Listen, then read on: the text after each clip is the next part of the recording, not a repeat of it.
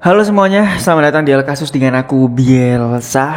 Hari ini kita akan membahas tuntas kronologi kasus tiktokers yang joget-joget bernama Sadbor, salah satu kreator tiktok terkenal yang kini tengah berhadapan dengan hukum karena dugaan keterlibatannya dalam kasus promosi judi online. Lagi-lagi judi online. Dan alhamdulillahnya sekarang kayak pemerintah benar-benar gencar untuk melibas semua, menghabiskan judi online.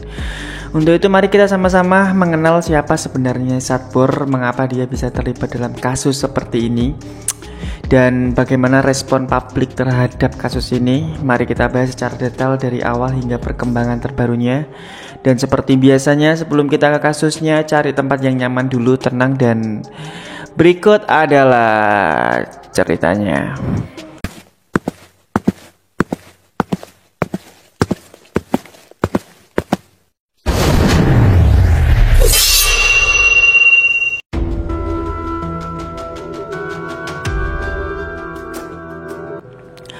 Sebelum masuk ke kronologi kasusnya, mari kita kenal dulu siapa itu Sadbor.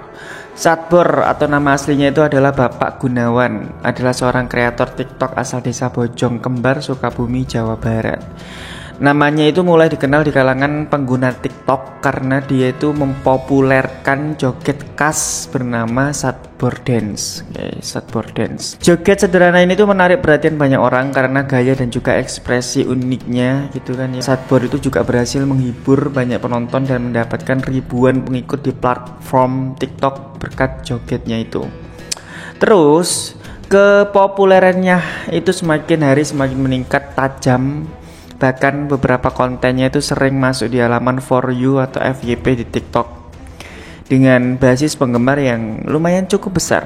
Sadbor itu semakin dikenal hingga dia itu sering diundang dalam live streaming, dimana pada saat joget-joget itu dia menerima gift atau hadiah virtual dari para penontonnya. Namun ya, dibalik popularitasnya ini ada sisi gelap yang akhirnya membawanya ke ranah hukum, yang dimana hal ini juga menyangkut tentang judi online yang baru-baru ini sangat meresahkan negara. Masalah ini mulai muncul ketika beberapa pengguna media sosial itu mengamati bahwa Sadbor itu sering mempromosikan situs atau aplikasi yang diduga terkait dengan judi online.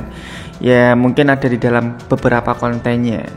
Dan beberapa penonton juga merasa bahwa ini tuh melanggar aturan karena judi itu adalah kegiatan ilegal di Indonesia. Dugaan ini semakin diperkuat ketika beberapa netizen itu mengungkap bahwa Sadbor mempromosikan situs dengan kode-kode atau tautan yang mengarah ke aplikasi tersebut.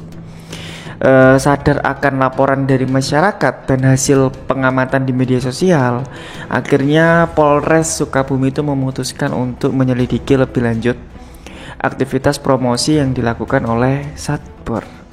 Berdasarkan aturan yang ada, kontennya yang mempromosikan perjudian memang sangat dilarang dan bisa dikenakan sanksi hukum yang cukup berat. Dalam proses penyelidikannya, pihak polisi itu memeriksa berbagai unggahan videonya, percakapan digital, juga akun-akun yang diduga berkaitan dengan Sadbor. Polisi juga mengamati beberapa video yang diduga berisi promosi situs judi online. Di sini pihak kepolisian itu menggunakan bukti-bukti dari rekaman video yang bisa jadi itu ditangkap atau di screenshot gitu, di screen recorder untuk menunjukkan adanya tautan atau kode promosi yang berpotensi mendorong penonton untuk bergabung ke platform perjudian tersebut. Dan menurut sumber dari kepolisian, bukti ini tuh menunjukkan bahwa promosi tersebut dilakukan secara langsung dan bertujuan untuk menarik penggemar atau pengikutnya agar terlibat di situs judi online. Ya, dengan bukti yang kuat, Sadbor kemudian ditetapkan sebagai tersangka dalam kasus promosi judi online ini. Dirasa setelah buktinya cukup kuat, akhirnya pihak berwenang melakukan penangkapan terhadap Sadbor. Proses ini tuh dilakukan secara tertutup di lokasi yang dirahasiakan.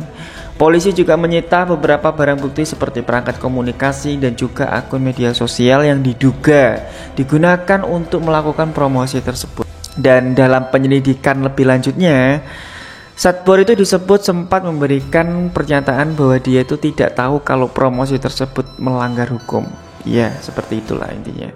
Namun ya karena judi online itu termasuk dalam ranah tindak pidana, kepolisian itu akhirnya tetap menindaklanjuti kasus ini sesuai dengan hukum yang berlaku. Dan Satbor kini berada di bawah pengawasan dan sedang menjalani proses pemeriksaan mendalam oleh tim kepolisian. Setelah penangkapan Satbor, publik itu banyak yang bereaksi, banyak dari pengikut setianya yang terkejut dan juga mungkin sedikit agak kecewa.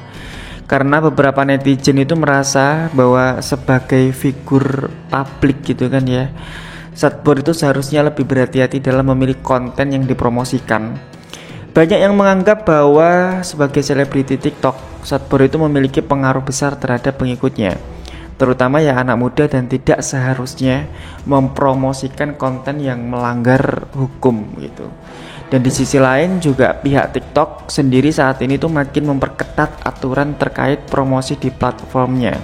TikTok juga menyatakan komitmennya untuk melarang segala bentuk promosi ilegal termasuk judi online. Karena kasus ini juga menjadi pengingat bagi tiktokers lainnya untuk lebih bijak dalam memilih jenis konten atau mungkin iklan yang dia promosikan. Sesuai dengan Undang-Undang Informasi dan Transaksi Elektronik atau UU ITE, promosi judi online itu termasuk pelanggaran serius di Indonesia ya.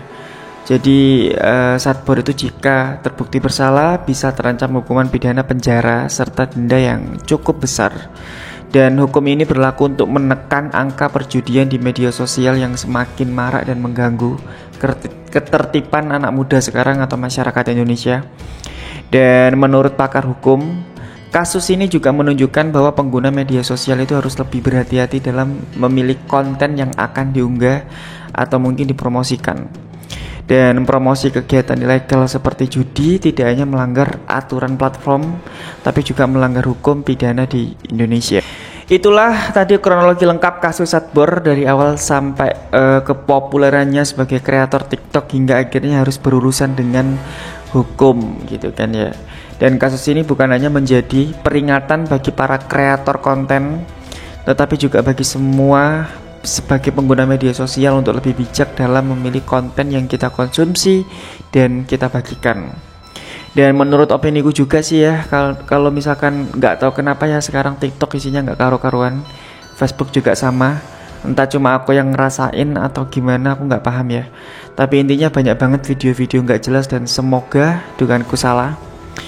Aku sedikit merasakan kalau misalkan tidak ada peraturan keras tentang video yang diunggah, misal memperlihatkan dada dan sejenisnya, ya mungkin kayaknya akan ada banyak anak kecil yang kemungkinan terkontaminasi dengan konten yang sama sekali nggak ada manfaatnya dan nggak mendidik. Dibuat hiburan pun juga menurutku nggak pantas juga. Tapi sekali lagi ya, ini kembali lagi ke referensi penonton masing-masing. Ini mungkin aku aja yang terlalu berlebihan, jadi semuanya kembali ke hak masing-masing orang ketika ingin mencari konten yang diinginkan. Dan semoga informasi ini bermanfaat. Jangan lupa untuk mengikuti channel ini agar nggak ketinggalan berita terbarunya. Mungkin itu aja ya. Terima kasih buat kalian yang masih stay dan sampai jumpa di video berikutnya. Bye bye.